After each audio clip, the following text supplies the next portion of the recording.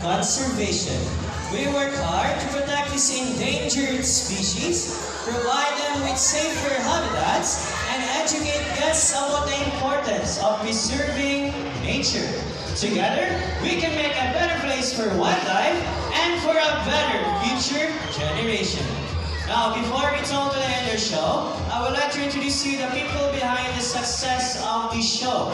To our bird trainers here on stage, we have here Miss Lou, Mr. Annette, Mr. Charles, and Miss Rachel. To make this even more memorable, we present to you the symbol of love, peace, prosperity, and harmony.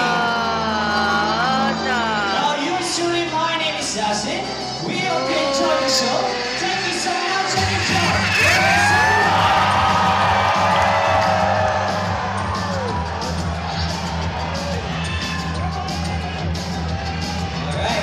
Those who want to take pictures of our photographers, kindly form a line here at the center. We have our official photographers